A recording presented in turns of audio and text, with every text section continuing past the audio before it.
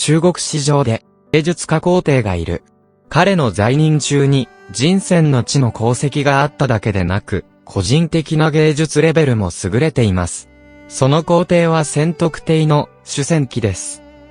文化代表は宣徳黒である。宣徳黒は、宣徳帝、伊賀民の宣徳3年から初めで設計、監督に携わった銅鉱炉です。シャムからの鉱道原料を使って鋳造されています。略して、宣炉と呼ばれています。宣徳炉は、中国史上初めて鉱道を用いて鋳造された銅器です。高品質の道路を作るために、宣徳帝は自ら監督のもと、製造の全過程銅の精錬から、形、線縄工図と鉱工図などの典跡及び数百件の、宋と元朝の秘蔵の迷路を参照し、優雅な形を選出します。図面を描く後に、宣徳帝に提出し、出所と点呼を説明します。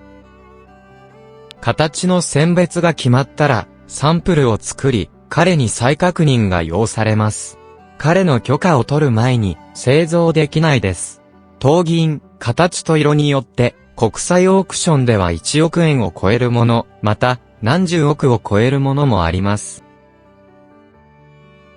前号の内容で言及した、永楽帝はすごく孫の宣徳帝を寵愛して、彼の父の皇輝帝も、彼のおかげで、皇位に就くようになった。彼は明王朝の5番目の皇帝であり、宣徳帝とも呼ばれ、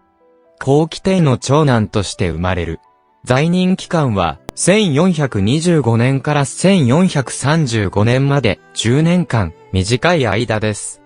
実際、永楽帝が亡くなってから間もなく、明は皇輝帝と宣徳帝の支配下で、人選の地を迎えた。しかし、皇輝帝の治世は8ヶ月しか経っていないので、この治世の主な功績は、宣徳帝の主戦記にかかっています。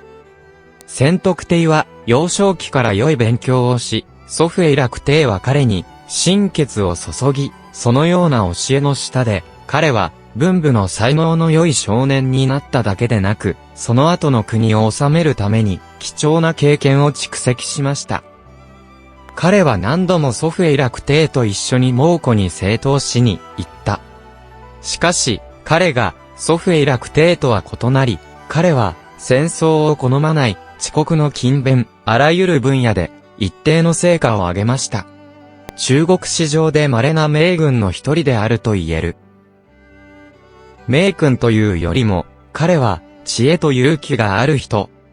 1425年、皇輝帝即位から1年も経たないうちに亡くなり、明の皇位は再び引き継ぎに直面していた。この時、四国は再び皇位を奪取するという願望を高めた。宣徳帝が父の喪に駆けつけるために、南京から北京への帰途中に、四国は密謀し、兵士を派遣して、彼を殺そうとしたが、判断ミスで成功しなかった。26歳の宣徳帝は即位した後に、すぐ二人叔父から反乱が起きた。以前は二人の叔父を感化させたかったが、最後には耐えられなかった。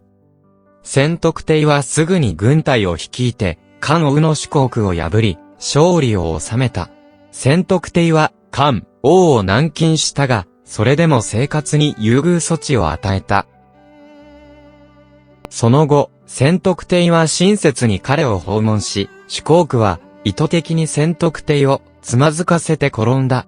宣徳帝は激怒して大きなタンクを持ち来て四国を入れたら火で生きたまま焼いた。他の朝王の主皇水が果敢に軍隊の権利を引き渡し、二人の叔父の脅威を緩和し、皇位を固めた。革新的な君主として宣徳帝は内閣の権限を拡大し、謙信が行政と審議の権限を行使し、より高い自主性を持つようにしました。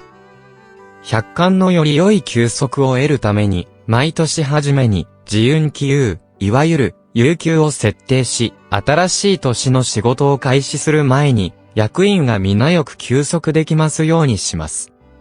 全体として、宣徳帝は、恩位並びによって、統治を行われ、彼は大臣たちに優しいですが、汚職には厳しく対応し、強く是正しました。百姓において、宣徳帝は心の底から関心を持つ。彼は視察のために外出しながら工作を試し、農民の困難を嘆きました。ある年、彼は父親のお墓参拝から帰った途中に、私服で民家の訪問にし、何人かの年を取った農民が非常に懸命に働いているのを見た。宣徳帝は懸命に働く人々を見たら非常に嬉しくで、彼は農民に尋ねるために、彼の周りの自衛を呼び寄せた。結局、農民の答えは宣徳帝に非常に困惑した。宣徳帝は彼たちになぜそんなに勤勉に働くのかと尋ねました。農民は彼に答え、私たちは春に耕種し、夏に耕期、秋に米を収穫することができます。人間に怠けるなら、今年の生活のお金がない、田租も払えず、妻や子供を養うためには、毎日働き続けるしかならない。宣徳帝はため息を漏らし、彼は非常に気まずかった。彼は丸く収めようとして、冬に休みませんかと聞きました。農民は短足を漏らし、冬になると官庁の武役を務める、まだ頑張り続けなければならないと答えた。それを聞いて、宣徳帝はすごく感慨した。宮殿に戻るとすぐに、彼は大臣と人々の負担を軽減する方法について話し合いました。平日に宣徳帝は農業生産や農家の日常生活を気遣い、被災者生活の慰めを重視し、武役の徴収することにも気配りました。宣徳時代には中央省庁や地方大臣の集団が比較的安定した政治勢力を形成した。宣徳時代の政界で三要という謙信たちがいる。三要は、いわゆる要式、要営、要府三人、及び、県議、下元吉、長保、右賢、終身などたくさん人材を集めた。これら阿孫は、宣徳時代の政治に比較的調和の取れた環境を作り出し、これは、人選の地が、最終的に形成された重要な要因の一つである。軍事面では、宣徳帝は軍隊の腐敗を打撃、不必要な軍事作戦を減らし、軍事費を節約した。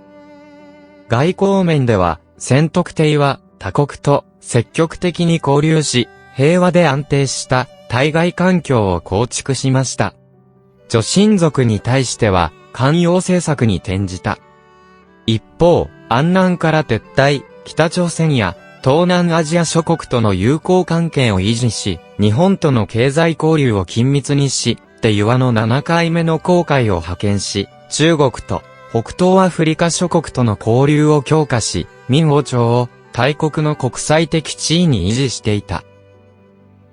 全体として、宣徳帝時期には、謙信を任用し、汚職を罰し、期間を縮小し、官僚制度を改革し、人民の力を大切にし、農業生産に重きを置き、武芸と教養療法が発展し、人民の生活もよく改善された。10年の間に、国の経済繁栄、明快な政治、国力のさらなる強さは、重要な人選の地を実現し、後世から高い評価を得た。しかし、彼の生涯の功績を称えたが、彼の欠点を持っていた。彼の欠点の一つは、民の国力の衰退と、政治的大敗の巨大な、隠れた危険をもたらした。人選の地の称賛を得た一方で、明王朝の盛衰の出発点でもあり、彼の治世の間、宦官を重用し、仏教を過剰に崇拝し、宮廷の娯楽にふけり、明王朝の中後期の宦官の独裁に隠れた、災いの種をまいた。そして、多大な労力や物資を費やし、明王朝は、繁栄から衰退へのプロセスを加速させた。宣徳時期は、宦官の勢力が台頭した際、宦官が13個不正種子を鎮守し、民事を監視する責任があった。また、内諸道があり、宦官の正式な教育を行い、それて、上層文章の閲覧や指示などを宦官に受験します。これは、後の宦官の先見の扉を開きます。宣徳帝は勤勉で手腕があり、宦官をコントロールできて、恩へ功の道をよく知る彼のような帝王でいれば、状況をうまく掌握します。しかし、宣徳帝の後、多くの民の皇帝は、国家統治の興味を持たず、政務はすべて宦官に委ね、もちろん、権力の膨張につながりやすい。宣徳帝後、琉金、義中、剣の出現と遠東の拡大は、宣徳帝と断ち切れない関係がある。宗教の面で、宣徳帝は、密教を崇拝し、インド密教とチベット仏教多数の僧侶を北京で叙任や供養した。彼が密教の感情を受け、密教の儀式を翻訳し、密教の僧侶の説教に耳を傾けた。密教の法事を頻繁に開催し、密教の僧侶のために修道院を建設し、宮殿にチベットの同性の仏像を鋳造します。調整を遅らせ、多大な労力や物資を費やし、ひどい浪費をもたらした。宣徳帝はまた、狩りが好き、特に、コオロギ相撲を愛し、何度も各地に命令を下達し、最上のコオロギを献上しますように、人々は彼を、コオロギ皇帝と呼んでいました。コオロギ皇帝と呼んでいる他に、芸術皇帝とも呼ばれています。宣徳帝は、絵画で、風景、花や、果物、人物、草や昆虫すべて絶妙な多面的であると言えます。絵画が、宋のスタイルを取り、元朝の趣味を失わずに、独特な風格を持ちます。宣徳帝はまた、北宋の競う時代の線は、書院の復活を目標として、当時の多くの名家を宮殿に導入し、武英殿、神智殿などで供給し、後世が、宣徳画院と呼びます。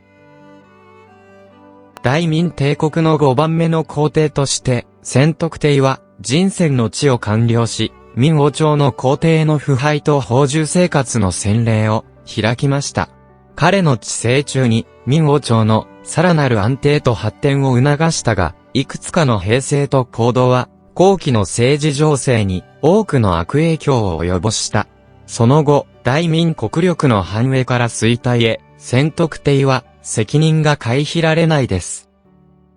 最後までご覧をいただき、誠にありがとうございました。また次の動画で会いましょう。